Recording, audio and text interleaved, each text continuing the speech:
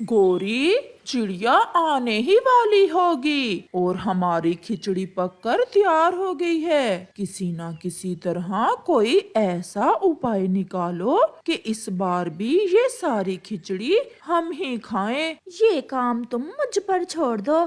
मैं चिड़िया को फिर से उल्लू बना दूंगी। तुम बस चुपचाप देखते जाना। शैतान कव्वे बैठे ऐसे बातें कर रहे थे कि चिड़िया भी नमक लेकर आ जाती है। कव्वे भैया, मुझे तो नमक ही नहीं मिल रहा था। बहुत मुश्किल से नमक ढूंढ कर लाई हूँ। अब जल्दी से खिचड़ी में नमक डालो। हम मिलकर जी भरकर खिचड़ी खाएंगे। चिड़िया, अब इतनी भी क्या जल्दी है? खिचड़ी में मिर्ची ज्यादा है, बहुत तीखी होगी खिचड़ी। तुम ऐसा करो, ये बर्तन ले जाओ और नदी से पहले पानी ले आओ। मैं पानी तो ले आती हूँ, परंतु ऐसा ना हो कि मेरे पीछे पीछे से आप दोनों अकेले अकेले ही सारी खिचड़ी खा जाओ। ना ना चिड़िया बहन, आप चिंता ना करें, बस पानी ले आए, फिर हम मिलकर खिचड़ी खाएंगे। चिड़िया बर्तन लेकर पानी लेने जाती है। मुझे सब जल्दी से करना होगा।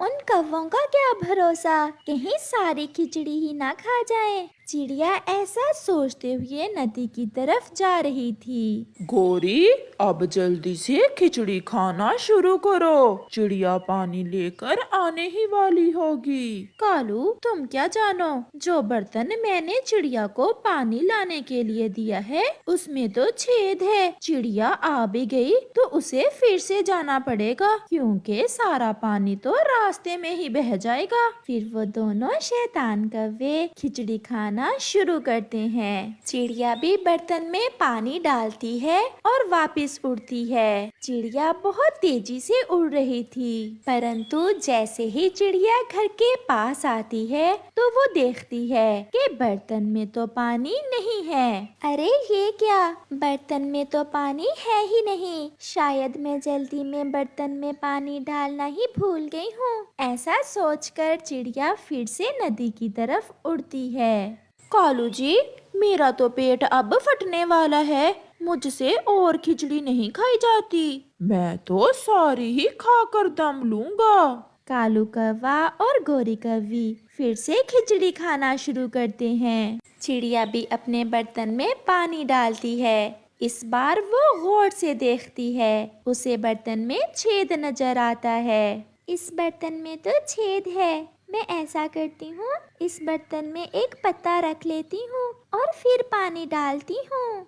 चिड़िया ऐसा ही करती है। बर्तन में एक पत्ता रखने के बाद चिड़िया फिर से बर्तन में पानी डालकर वापस होती है। अब जल्दी से कहीं छुप जाते हैं, चिड़िया आ गई तो लड़ाई शुरू कर देगी। हमने तो सारी ही खिचड़ी खा ली है। कालू जी, वो देखो सामने चिड़िया की चक्की पड़ी है। चलो हम उस चक्की में ही छुप जाते हैं। फिर वो दोनों चक्की में छुपकर बैठ जाते हैं। मेरी खिचड़ी, वो दुष्ट कौवे फिर से मेरी खिचड़ी खा गए। अब मैं समझी, उन्होंने मुझे छेद वाले बर्तन में पानी लेने क्यों भेजा था।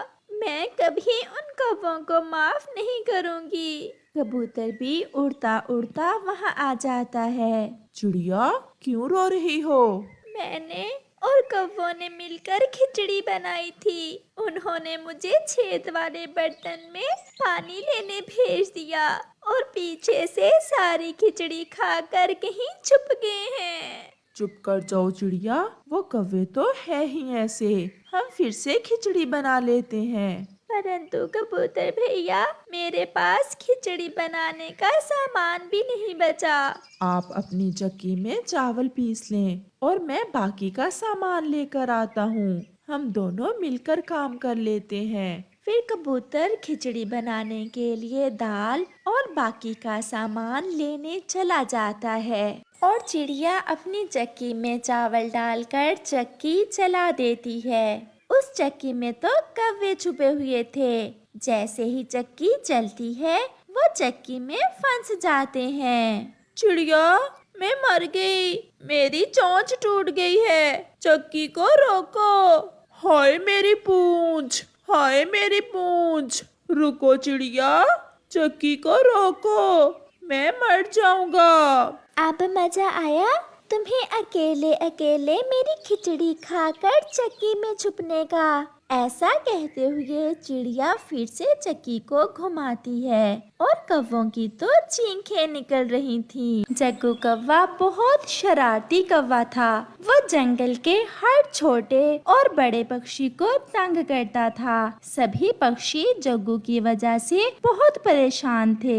जग्गू जब छोटा था तो सिर्फ शरारतें ही करता था, लेकिन अब बड़ा होने के साथ ही उसने जंगल में चोरियां भी शुरू कर ली थी। एक दिन कुकू और बुलबुला बैठे हुए थे कि उनके पास जग्गू आता है। कुकू और बुलबुले, चलो आज कबूतर के आमों के बाग से आम चुराते हैं। कबूतर के बाग के सारे आम ही पक गए हैं। ना, मैं तो नहीं जाऊंगा। चोरी करना बहुत बुरी बात है। मेरी मम्मा ने मुझे शुरू से ही ये बात सिखाई है कि बेटा भूखे रह लेना, लेकिन कभी भी चोरी नहीं करना। कुकू, एक तुम और एक तुम्हारी मम्मा हमेशा ऐसी बातें ही करते रहते हो।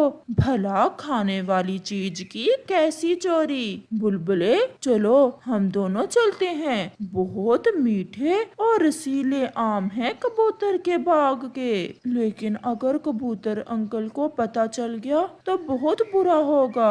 कबूतर अंकल को कभी भी नहीं पता चलेगा। वो इस समय अपने बाग में सो रहा होता है। मैंने कई बार देखा है उन्हें। फिर बुलबुला जग्गू के साथ जाने के लिए तैयार हो जाता है, जबकि कुकू वहाँ से चला जाता है। जग्गू और बुलबुला आमों के बाग में जाकर एक पेड़ के पीछे छुपकर कबूतर को देखते हैं। मैंने कहा था ना कि कबूतर अंकल इस समय सोए हुए होते हैं। सोए तो हुए हैं, लेकिन अगर उठ गए तो क्या होगा? इसका हल भी है मेरे पास।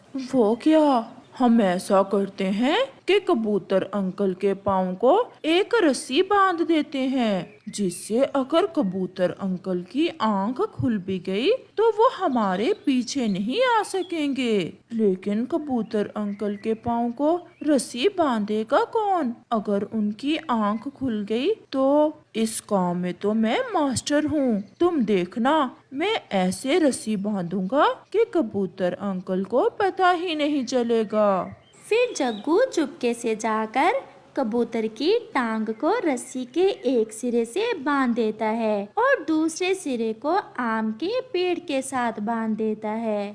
देखा बुलबुले, मैंने कबूतर अंकल के पाँव के साथ कितने आराम से रस्सी बांध दी है। अब चलो जल्दी से आम तोड़ लें। फिर जग्गू और बुलबुला आम तोड़ना शुरू करते हैं। आम तोड़ते तोड़ते अचानक से बुलबुले से एक आम छूटता है और नीचे गिर जाता है। वो आम सीधा जाकर सोए हुए कबूतर को लगता है और कबूतर की आंख खुल जाती है। कौन है? कौन है? पेड़ पर कौन है? कबूतर जैसे ही उठने की कोशिश करता है तो वो उठ नहीं पाता, बल्कि पेड़ के साथ उल्टा लटक जाता है। चोर! चोर! मेरे बाग में चोर घुस आया है। मोती! मोती! जल्दी आओ। मोती, जो कि कबूतर का कुत्ता था, कबूतर की आवाज सुनकर वहाँ आ जाता है। जग्गू और बुलबुला तो मोती को देखकर ही वहाँ से भाग जाते हैं। मोती भी उनके पीछे भागता है। फिर क्या था, जग्गू और बुलबुला आगे आगे और मोती उनके पीछे पीछे। जग्गू और बुलबुला दोनों ही तेज उड़ते उड़ते थक जाते हैं। थोड़ा दूर जाकर घनी झाड़ियाँ होती हैं। बुलबुले, बुलबुले, मैं तो थक गया हूँ। चलो चलो हम इन झाड़ियों में छुप जाते हैं, नहीं तो आज ये मोती हमें छोड़ेगा नहीं। फिर वो दोनों झाड़ियों में छुप जाते हैं। वो इस बात से बेखबर थे कि उन झाड़ियों के ऊपर वाले पेड़ पर मधुमक्खियों का छत्ता था। महारानी, हमारे इलाके में चोर घुस आए हैं, तुम उन पर हमला कर दो, कहीं वो हमारा शहद ना चुरा लें। शुक्र है बच गए। अगर पकड़े जाते तो कबूतर अंकल का कुत्ता हमें कच्चा ही खा जाता। कुत्ते से तो बच गए, लेकिन अब उन मधुमक्खियों से हमें कौन बचाएगा? जरा अपने पीछे तो देखो।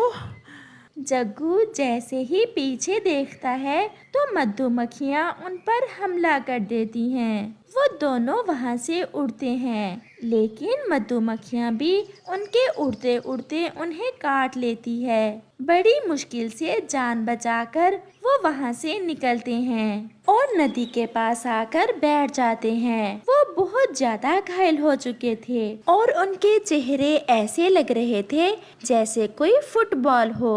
थोड़ी देर में कुकू भी वहाँ नदी से पानी पीने आता है। वो उनकी हालत देखकर सब समझ जाता है। जग्गू और बुलबुले, क्या आम खाए हो? हाँ हाँ, बहुत मीठे और रसीले आम थे। लगता है आप दोनों ने आम कुछ ज्यादा ही खा लिए हैं। मुझे तो तुम दोनों सूजे हुए, मेरा मतलब है मोटे दिख रहे हो। जग्गू, अब मेरा भी मन कर रहा है आम खाने को। तुम तो आम चुराने में मास्टर हो, मेरे साथ चलोगे ना? ना बाबा ना, मैं अब आम नहीं खाया करूँगा। मुझे अब आम पसंद नहीं रहे। ऐसे कहते हुए जग्गू वहाँ से भाग जाता है। कुकू और बुलबुला उसे भागता देख हंसने लग जाते हैं।